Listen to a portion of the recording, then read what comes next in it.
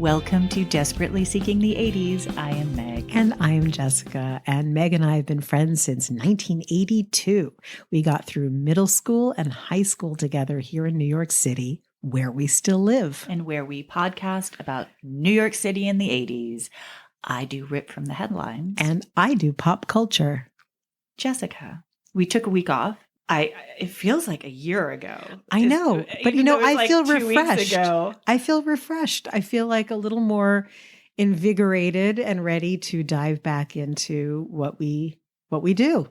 Cool. Yes. And we're in the middle of the holiday season. So, I know, so it's remarkable to feel refreshed in any way, shape, or form. But what I wanted to say is that after your story last week or 2 weeks ago about the Supreme team, I saw that documentary. Oh, I mean, I was just going to dive in to do some fact checking because, just in case. And are you saying I'm not thorough in my journalistic approach? Just wanted to double check. And it's in 3 parts, this documentary. And I watched the first part and I was like, I have to go to bed, but I can't. So I watched the second part and then I watched the third part. You watched 3 hours straight? I watched 3 hours straight. It is fan-friggin-tastic. Oh, how marvelous. Wait, Highly it's Netflix? Recommended. Netflix Supreme Team. Great.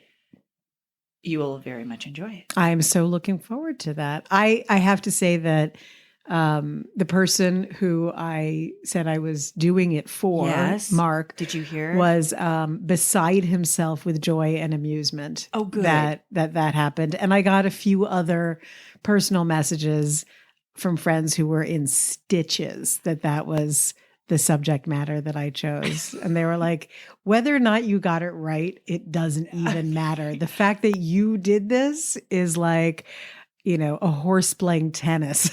So I did hear good. from Alex Smith, who said Murder, Inc. was actually in the 90s. But oh, yes, he said the same thing to me. Alex, we know that you know how things really are. Thank you for your fact checking. yeah. But yeah, whatever. Well, I justified it with Murder, Inc. was referencing things from the 80s. Yeah, if that was a problem, wait till you hear today's broadcast from me, Alex.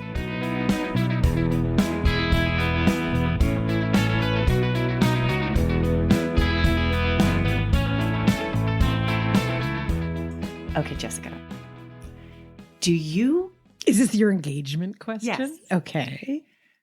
Do you remember the plaza from the old days? Oh, before Trump sprayed it with a gold hose of shit? Yes. Do you have any fond plaza memories to For share? sure. Of course. I mean, as a child, I was taken to tea at the Palm Court. Absolutely. Oh, my when it was goodness. still like all dainty and, like little wicker chairs. And that was a very special thing to happen for a little girl, to go to the plaza for tea. I don't know if they still do the Eloise shoes. Do they still do that? I don't know. And Eloise was such a big deal. That's such a her beautiful portrait book. hanging there. But the doormen or at the reception desk, I can't remember. If little girls or boys would ask about Eloise, they'd say, well, she just left, but she left her shoes to be cleaned. And they would produce a little pair of Mary Janes. That is so special. I'm almost tearing up. It's really lovely. And I've got a memory that's a little bit more adult, but I mean, there's also the gold and silver ball was there. That was at the Waldorf. Then what was at the plaza? Which charity thing was at the plaza? Went to a charity event. I don't know what the name of it was, but Khashoggi was there. Get out. Where on my life? It was weird. But I was going to tell another story. Okay. So yes, I remember it fondly, and I remember it before it got this tacky. Although, do you want to hear something interesting? Just because we're talking about Palm Court, sure. That now I hope I get this right. I know I'm going to get this at least half right, but I remember reading something about the Plaza Hotel, like one of these big, beautiful, like the history of the Plaza Hotel books, and the Palm Court, had a regular ceiling. Which was not how it originally was. It originally had a glass ceiling, and it had been covered up during World War II because of fear of bombings. Oh, that would be awful. Right. Shatter glass all over the people having tea. It was boarded over and then forgotten about. And then Wow. during the renovations, at some point, it was uncovered again. Cool. My story is not the story that I'm about to tell you, but my personal story about the plaza was underage drinking. Manaz and I, if we wanted to feel fancy, we would go to the Oak Room, and we were always served at the Oak Room. I had some very illicit meetings at the Oak Room. Yes. Oh. That was not in the 80s. It was in my adulthood. Yes, I had some. The Oak Room was the perfect place because you could go there and feel like it was 1930 and you were having a scotch and you were, Going like back waiting in for a time. foreign correspondent to come in, or it was the best place to have an affair, to remember. It was like whatever romanticized idea you wanted to project onto the Oak Room, it was possible. And funny enough, though, it was beautiful always in the spring and summer. My favorite view from the Oak Room was in the winter time when there was snow all over the fountain because the Oak Room was so cozy. And then you had this really perfect, chilly, blustery, ultimate New Yorkness right in front of you. The clippity clop of the carriage horses. It's a wonderful place, or was a wonderful place. The Oak Room is closed now. Is it? I am even 90% sure that there is no more Oak Room. Meh. I know. All right. Okay, so let's talk about your story. My story. Sources are the Washington Post, the New Yorker, New York Daily News, New York Magazine. Oh, I should also say that BFF of the podcast, Kate, suggested this story to some degree a few months ago, and you will see why. Oh, thank you, Kate. In the 80s, Liz Smith, who had a regular gossip column in the New York Daily News and appeared on Live at 5, the local NBC news show, hung out a lot with Donald and Ivana Trump. The Trumps invited her to dinner and family vacations to Mar-a-Lago, which the Trumps bought in 1985 for $7 million after Donald decreased the value of the property by buying the land between the estate and the beach. Yeah. Liz Smith was introduced to the Trumps in the mid-'80s by Arnold Scassi. Oh, the designer. Yes. At the time, Scassi said to Liz Smith, "Have you met the Donald Trumps?" And Smith replied, "What are the Donald Trumps?" She soon found out and was credited with putting them on the social map. Bad Liz. Yeah, she regretted it later. Oh, did she? Oh, absolutely. Oh, good. Spy magazine went so far as to print the Liz Smith tote board, which counted the times she mentioned the Trumps in her column, on average 5 times a month. Creepy. Other things going on in town, Liz. Weird. Yeah, but she was getting comped by them. Exactly.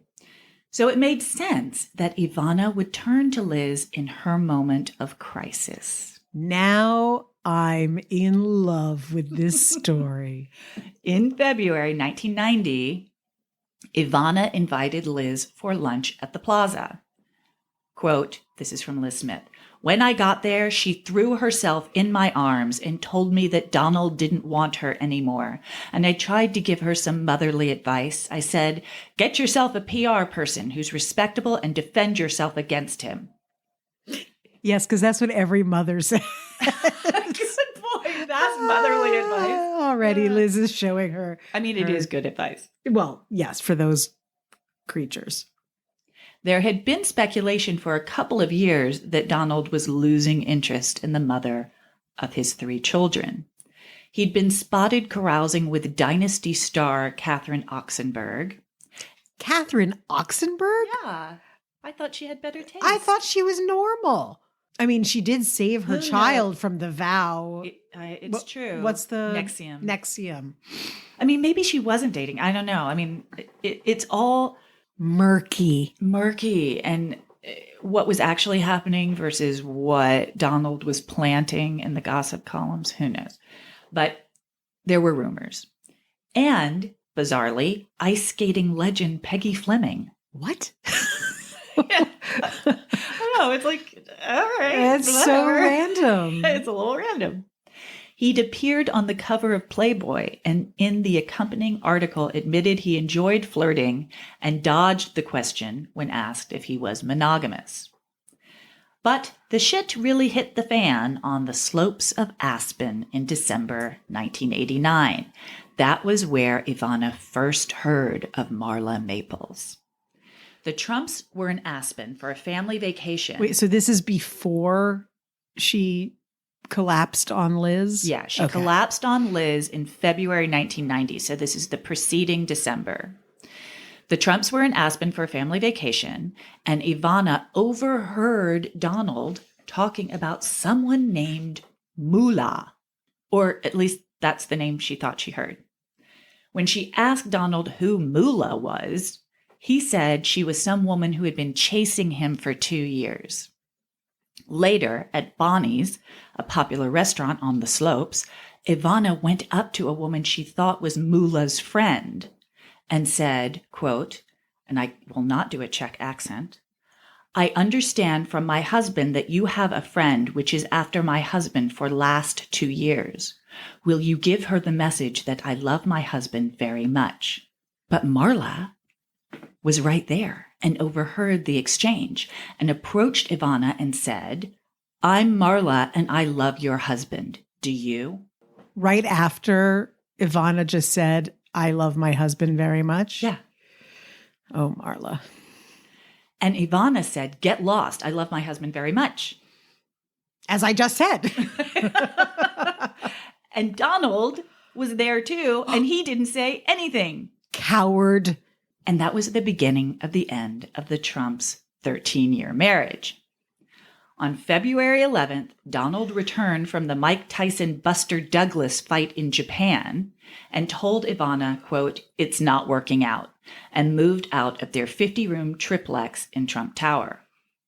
Wait, did you just say 50 rooms? Yes. I did. The next day, Ivana called Liz Smith and told her everything. According to Liz, quote, "I asked her if she wanted me to write something, and she said no. She just wanted a sympathetic shoulder. So I told her she should see a psychiatrist. I said, it'll take you 2 years to get over it if you see an analyst and 5 years if you don't."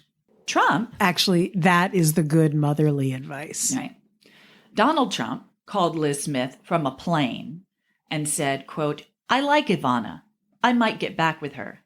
And that's when Liz said, "Okay, sociopath." Well, actually, a little bit. That was the moment when she was like, "I can't believe you just said I like Ivana." As though she was, an acquaintance. Right. Bizarre. He did not get back with her. Ivana and Donald had been a very visible team for the past decade.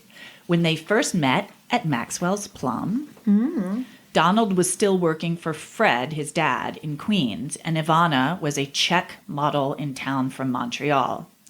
After they married, they worked hand in hand, rising up the nouveau riche social ladder and building his real estate company.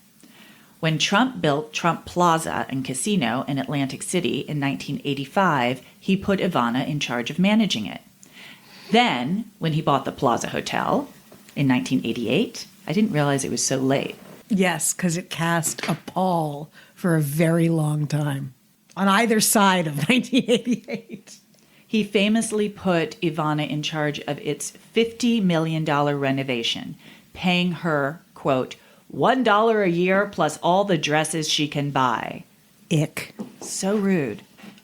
Rumor has it that was about the time he decided to spend more time in Atlantic City with Marla.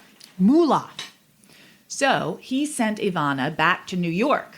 In her first month at the Plaza, Ivana fired the food director, catering director, banquet head waiter, 4 banquet managers, beverage manager, guest services manager, palm court manager, housekeeping director, security director, and chef. She described the plaza as, quote, terribly tawdry looking, and ordered marble bathrooms, goose down comforters, and Chanel amenities for each room. When she finished at the plaza in 1989, she was tasked with redesigning the flight attendants' uniforms and cabin interiors on the Trump shuttle, which flew from Washington to New York to Boston. I remember being on that shuttle before Trump bought it. I remember the shuttle. Yeah, it was for wonderful. Sure. It Yeah. was Eastern Airlines owned it, and you could fly from New York to Boston for $100 flat fee. Yeah, and it was like getting on a bus. It was like the easiest thing in the world. You just showed up and you flew to Boston. It's pretty cool. Yes. But Ivana's professional accomplishments were diminished in the wake of the Trumps' split. According to sources close to Donald, quote, Ivana is like a figurehead. She makes no financial decisions. It's strictly PR. She's done the wallpaper in the suites at the plaza. That's what she does. Is that definitely not true? I mean, obviously she had her hands in more than just the wallpaper. I mean, for better or worse, she was very, very involved. If I were her, I'd be like, yes, I only did the wallpaper. I had nothing to do with gilding the entire joint. I mean, she was working really, really hard. And for anyone to go like, oh, she's just a figurehead is complete bullshit. Yeah, I'm being snide about her taste. Oh, no, Sorry. she has horrible taste. I mean, truly. Appalling. You know, I was thinking about, like, all Trump and Ivana wanted to do was hang out at Mortimer's with those fancy society people. Who would never have them in a million years. In a million years. It's not a surprise, nor is it by accident, that Patsy's hair in Ab Fab was based on Ivana's hair. Oh, yeah, I know. Yeah. So the worst taste. Their prenuptial agreement had been updated several times, most recently around the time Donald started seeing Marla. Please call her Moola. If you really love me, you'll call her Moola. The prenup provided Ivana with $14 million, their 45-room mansion in Greenwich, and custody of the children. Full custody. Yeah, such a gift. Donald Jr., who was 12, Ivanka, who spelled her name at that point Ivanska. Interesting. I thought you were going to say Q-U-A. Ivanka. She was 8, and Eric was 6. Oh, and part of the prenup, a non-disclosure agreement. That left Donald with Mar-a-Lago, Trump Tower Penthouse, Trump Shuttle, Trump Castle, Trump Plaza, Trump Taj Mahal, Trump Princess Yacht, Tour de Trump, and What the hell is Tour de Trump? No, and a proposed TV game show called Trump Card. I think the funny thing is, like, at least half of those properties were about to go bankrupt within a year. Their very public split and divorce settlement dispute was on the cover of the New York City tabloids for 11 days straight, with Liz Smith and the Daily News taking Ivana's side and the Post speaking up for Donald. The Post famously reported that Marla said he was, quote, the best sex I've ever had, a quote which was, years later, attributed to Donald himself. Unsurprising. It's just so gross. It's so pathetic. That's really what it is. Isn't he It's embarrassed pathetic. about it? No, I know he isn't. Never mind. No. Stupid question. No, of course. Thanks Isn't to he embarrassed? Thanks No. to Liz Smith's campaign, Ivana won the media war. Yay. People really started to hate Trump based on how horribly he had treated her.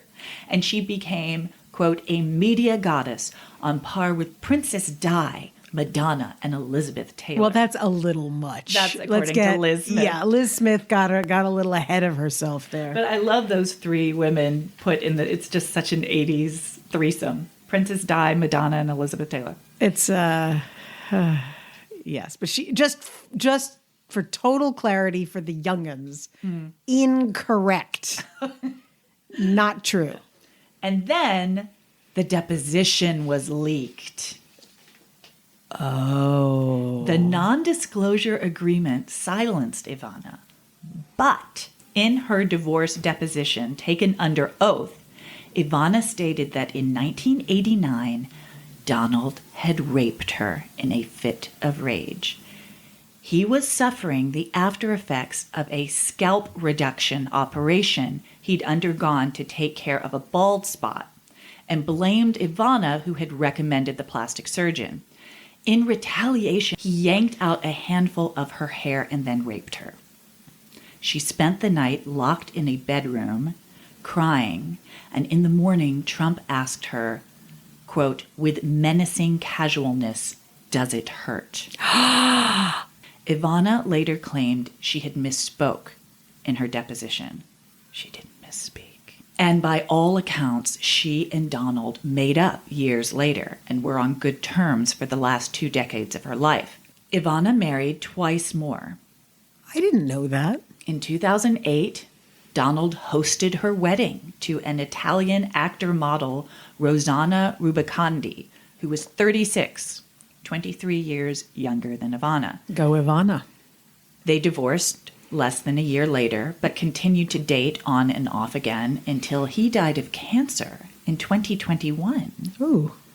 When he got sick in 2020, Ivana brought him from Italy to New York, got him an apartment near her house on 10 East 64th Street so he could get treatment, but then he died. Sad. And then, on July 14th, 2022, Ivana was found at the bottom of the stairs of her home, dead from, quote, blunt impact injuries from the fall. This is a quote from her friend Nikki Haskell.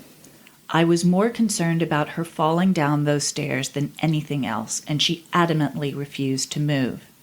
There are all these pictures of her on that stairway.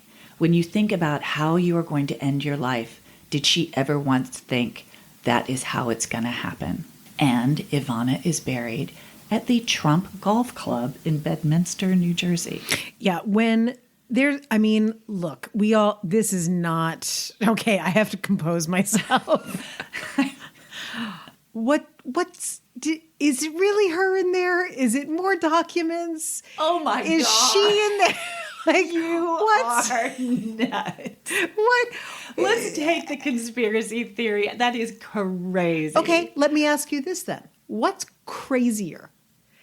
Getting buried at your ex-husband's golf course. So weird. On the green. Yeah. Oh God. So weird. It's so weird. Or there's that not it's, a cemetery there. That it's a, she was like her children had her cremated and whatever, and that coffin is filled with evidence. I'm not saying that that's what happened. Okay. What I'm saying is they're equally weird theories. They're or facts or whatever they are. They're equally bananas. Bananas. Off the hook bananas. So it's why I can't fully let go of the conspiracy theory, because what's being provided as the unvarnished truth is less plausible. That's it. Yeah. I'm going to go with the Sherlock Holmes, Occam's razor. Like, no matter how improbable it seems, then if it is the only answer, it is the only answer. And I got to say, Trump discussions have, who's interested anymore? I'm certainly not. You just did an entire thing on his divorce. Are you kidding me? I'm interested I'm interested in her. I'm interested in Ivana. And look, we have to admit that they were here. They did walk amongst us in the 80s in a very visible, you are obnoxious way. completely right, but that was so priceless. Thank you. All right. And if only to just say, I swear to God, New Yorkers knew he was gross. Well, that's the thing about the 2016 election. That was New Yorkers were so clear about what a garbage dump because he was, because we had been living it up close and personal. Exactly. That's why it was such a shock that he won. I feel particularly to New Yorkers because it seemed like impossible. It was as bananas as, there's this donkey that we have put up, as the Republican candidate. Yeah, sure, that donkey's going to win, whatever. Or elephant actually would be more accurate. But like, what? Yeah. So yeah, piece of garbage. And I don't think that, back to Ivana, this is the story of Ivana. I think that history will, or rather the future will reveal that it's not her. Oh my God. At the golf course. According to Jessica. You heard it here first, people.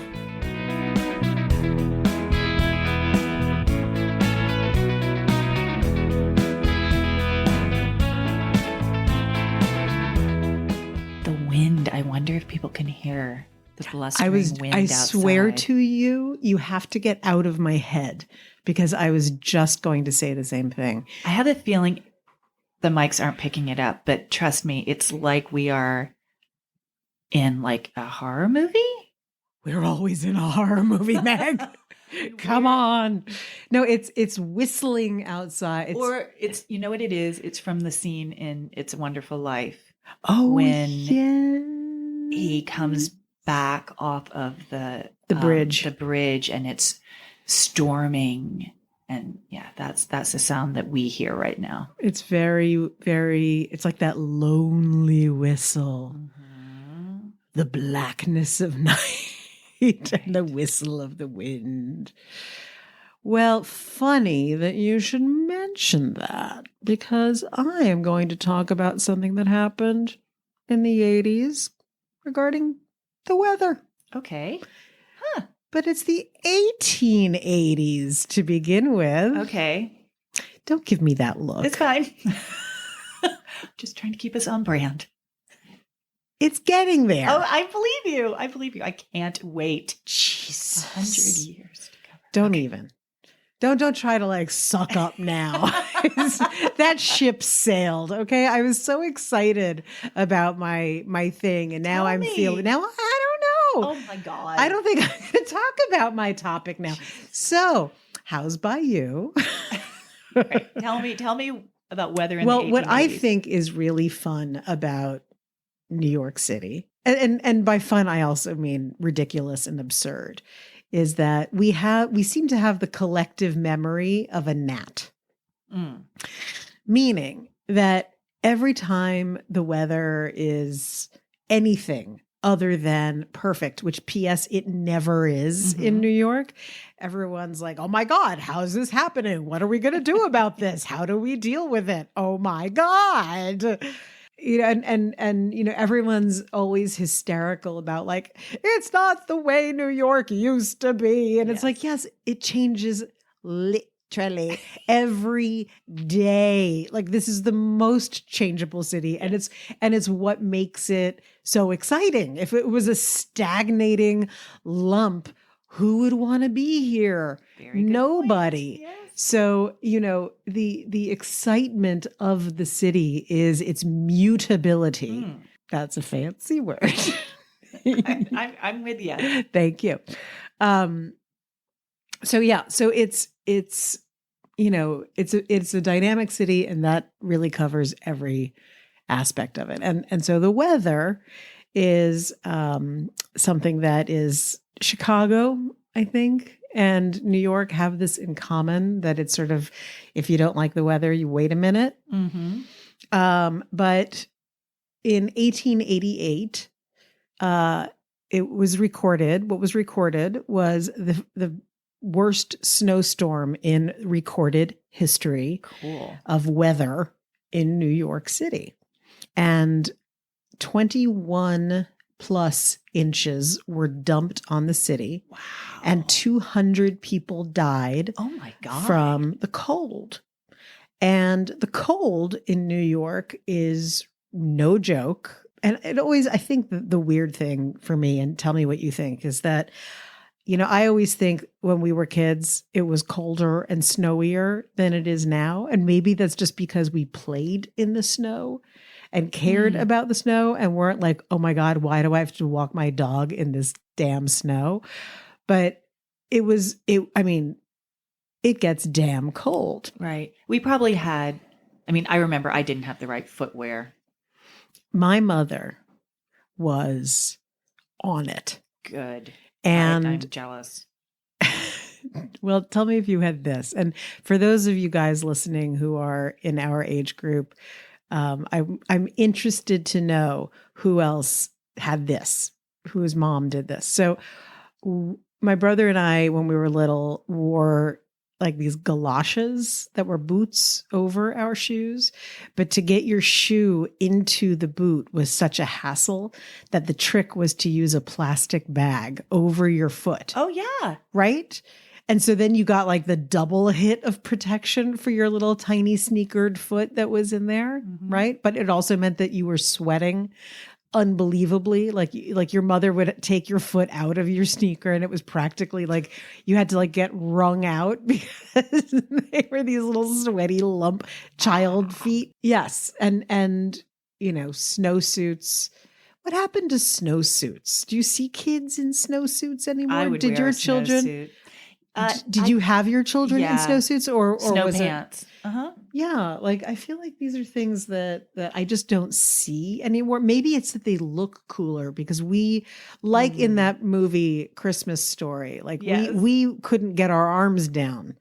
It was like we were little Michelin men. Yeah. I remember once, and this is in the 70s, as a very little kid, recognizing early on why snowsuits were bad because I was on the slopes and I could not get it off fast enough to pee. It was not a good moment. I'm sorry. Yes, thank you. The fact that it has stayed with me is really news. Exactly. But weather in New York. And so I thought it would be appropriate because everyone is right now in a kerfuffle over the fact that there's this big bad weather going on happening right now, like literally as we speak, and that it's happening around the country and how different cities deal with the snow and the cold really differently. So at our Christmas table, our early Christmas table, your Aunt Laura was talking about how she and your Uncle David were off to Minnesota and how once they arrived there, it would be no big deal because in Minnesota, they basically work on a system of tunnels. They're like the mole people because they know the snow is coming. There's like a whole infrastructure. They have it figured out. They know what they're up to. And what makes me laugh about New York is New York's hubris that it's every year. It's like, we know how to handle this. Oh my God, we have no way to handle this. So like, the subway's flooded. We can't do this. We can't do that. When I think about the snow, I was thinking about our growing up experiences and bad storms. So I know that I really disappointed you by starting off with 1888, but you know that I love context. That's true. No, it's wonderful. I love it. 21 inches. Whoa. And in fact, there's a fantastic photograph that you can find online. It's easy to find of a skating pond in Central Park that, in this photograph, you can see the Dakota apartment building looming above it. I know exactly what you're talking about. And it's in time and again. It's in time and again. Yes, exactly. And I've seen it many times, but it is in that marvelous book. That was at about that time. That photograph was taken then. But so I was thinking about how living in New York City, which is filled with unpredictable weather and predictably unpredictable and snow, is so much part of our lives, but our childhood. And before I get to the 80s, do you remember the snowstorm of 1978? I'm not offhand. So 1977 and 1978 were very intense years in the city because 77 was the son of Sam. It was the blackout. And the heat wave. So in one summer, it was just death-a-palooza. It was insane. In town. I was in Atlanta with my grandparents that particular summer. I was at day camp. No, I wasn't. I am a total fib teller. That was my very first summer at sleepaway camp. Oh, no. That was 78. 77, I was at day camp. So yes, I was in town for that. And I remember for the blackout, taking the stairs with my mother. And as a little kid, going up to the 7th floor was like Everest.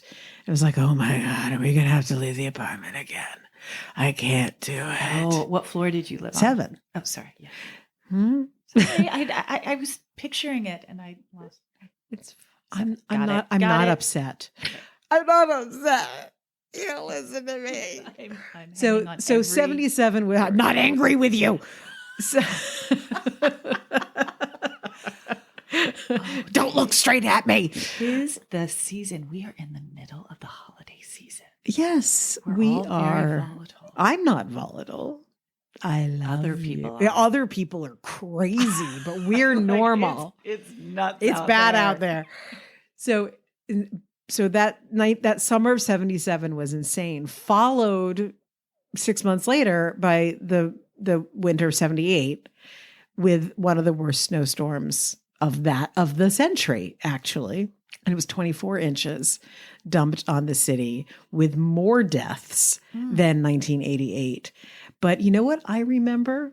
I remember how much fun it was as a kid that we had so much snow in the city. And I feel like I've mentioned this on another one of our podcasts, but my friend Nina and I, because, you know, the snow drifts, they were massive because of they were moved, snow was being moved to the curbs. Right. So it's like you're in a tunnel of snow. And we would build caves and tunnels together. And it was so much fun. And everything was so beautiful. And the park was, you know, sleds. And those were the days of genuine sleds. Did you have a sled or a saucer? Okay. My brother and I had neither. We just used cardboard boxes. You are looking at me. Wait. You just cut up a cardboard box. Who told you to do that? I think we just figured it out because we wanted to go sledding and we didn't. Sledding? Okay, so that brings me to my next question, which is this like because your parents are from the South or something that they didn't understand sledding? Maybe. I don't know, but I'll tell you, we didn't have the hardware. Well, so we improvised. My dad has always, and you know him well enough to know how correct this is, that he was always very big on like, you have to have the right equipment and it has to look nice and it has to be something that was in some way connected to his own childhood. So my brother and I had the most glamorous flexible flyer. Oh my God. With so jealous. It was, you know, wood and the red thing, and you sit on it and your feet you hold it with the rope and your feet are steering. I, of course, because this is my lot in life, John was doing it, so I wanted to do it, but I was terrified of it, but it didn't matter. I was on that sled. Those slopes in Central Park, they are no joke. Will break your leg easily. Also, you could ram right into a tree if you don't, maneuver your sled properly. Right, which is why it was always good that John was driving. To this day, as you know, I have no driver's license. John does. But yeah, it was magical. It was idyllic, and all snowstorms for me have had to measure up to the snowstorm of 1978. So, every year for the last couple of years, there's been in the news, like, oh my God, it's Snowmageddon. And then it's like a wet rain and a wet rain. Yes. As opposed to all the dry rains that happen around here, like the metaphysical rains We're with you. Thank you. The wet snow. Which is less idyllic. It's gross and everything gets dank. Slushy. It's just dank. It's in your bones. Ugh. Anyway, so now we're getting to the 80s. And I'm wondering if you recall that there was a giant snowstorm in 1983. So we were in ninth grade. No, we were in eighth grade. We were in eighth grade. I think I actually have a picture of me and Kathy and Amanda and Crystal in our puffer jackets. And yeah, it's very snowy. I don't know if it was exactly that storm, but it would be that age. Mm-hmm. The way that I think about winter in New York is so much about playing and the fun that's to be had, and how weird it is that for it feels like the last 15 years, like we haven't had that A solid snow. Isn't that just, am I making that up? I'm not sure. I'm so bad with time. I know that we've had some snowstorm when my mom just like pulled out the skis and was skiing on Park Avenue to get from one place to another. Do you have any memories of New York's beauty being connected to the snowfall? Oh, absolutely. When you are in a cab around Christmas time, going uptown on Park Avenue, and it's snowing, and the street lights are making halos in the snow. I mean, there's nothing like it. And what is it that makes it so perfect to you? What is the quality of it? I mean, there is a reason. London is like this too at Christmas time, I think. London and New York are just this sort of wintry wonderland of nostalgia. Well, the reason that I brought up 1988, it was either, well, I'm making this up, but it was either 87 or 88. We had huge snowstorms, and that was when I got mono. We were freshmen in college, and I insisted on going out clubbing with Nick, wearing what one wore at the time, which was a tiny little black cocktail dress and black stockings and black high-heeled pumps and like some ridiculous non-jacket. And remember just being like, "No, Mom, I'm going to be fine." And then 5 days later, I'm like, "My spleen is too big. I feel sick. No." But in 1996, I was living in the Village. And for those of you who are not New Yorkers, the Village really is the most picturesque one of the most picturesque parts of Manhattan.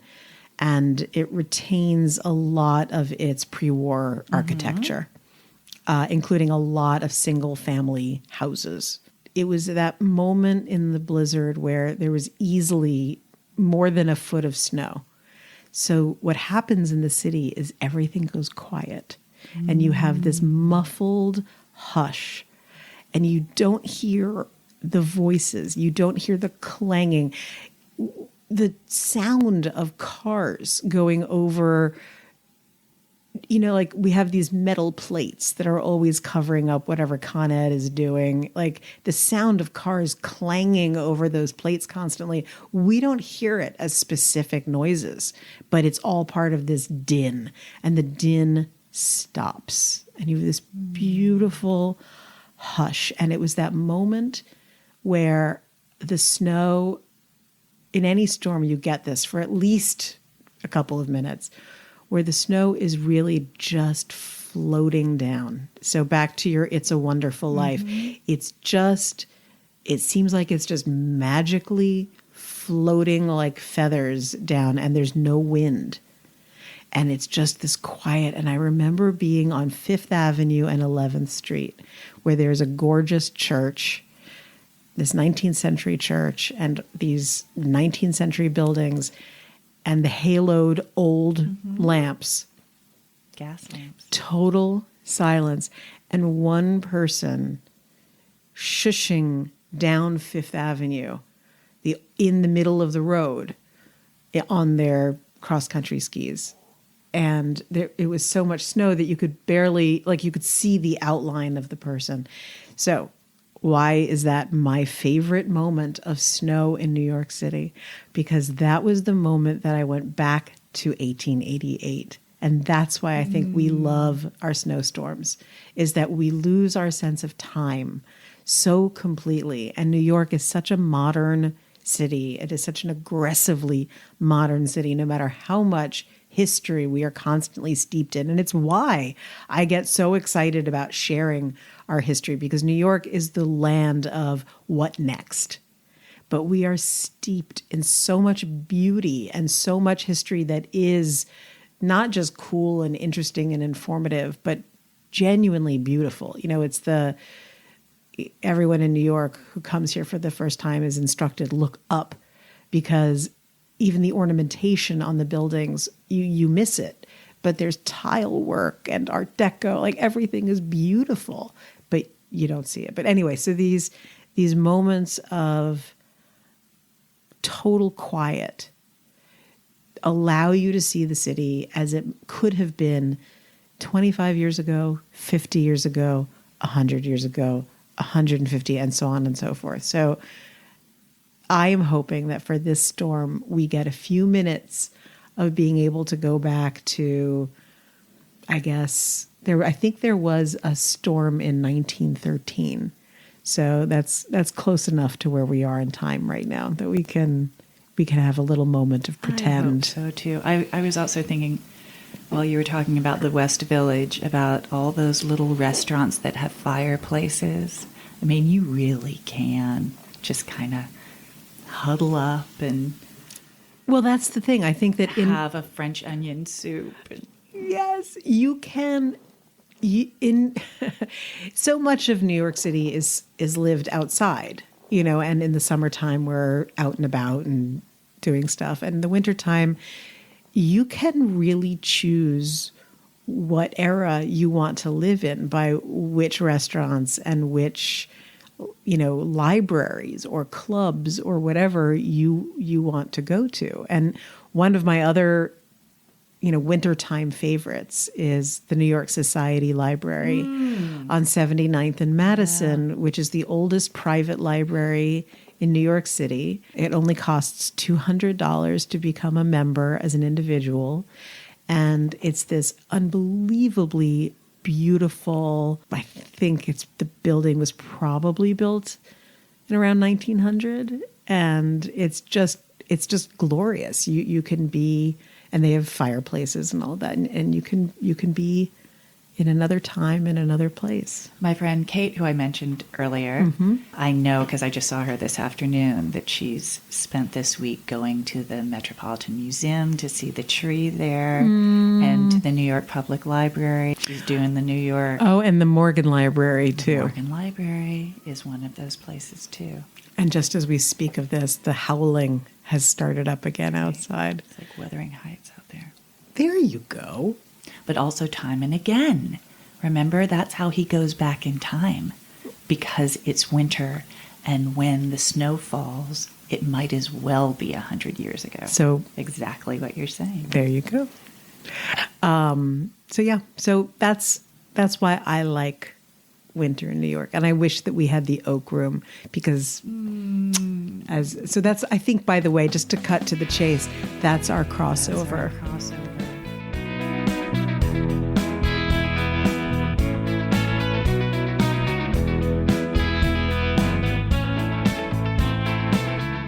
So we need to find a Oak Room replacement. I know. We just need wood paneling somewhere and a really good cocktail. You know it's out there. Let's do it. Let's figure it out over the next week between Christmas maybe and our New field Year's. trip can be a New Year's field trip at our replacement. Although I do want to say that our JG Mellon, like JG Mellon is one of those places that is as much a wintertime retreat as a summertime place. And you know what would have been great? Also Old Town Bar where we met Alex Smith. Yes, that true. Was you know what would have been fabulous as our replacement? And it was, of course, on its own an amazing place. Oh, God, I can't believe it doesn't exist anymore. But Chumley's was the end all be all. You know Chumley's? Mm-hmm. Oh, my God. So Chumley's was on Bedford and Barrow, and it was 86, I think Bedford Street.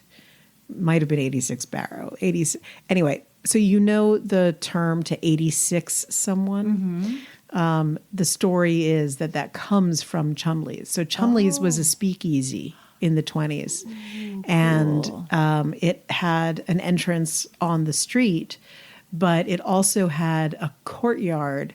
And when the police would come, everyone would skedaddle into this courtyard, and then you could go out a different way, like onto whatever the street was that's catty corner. And it had not changed.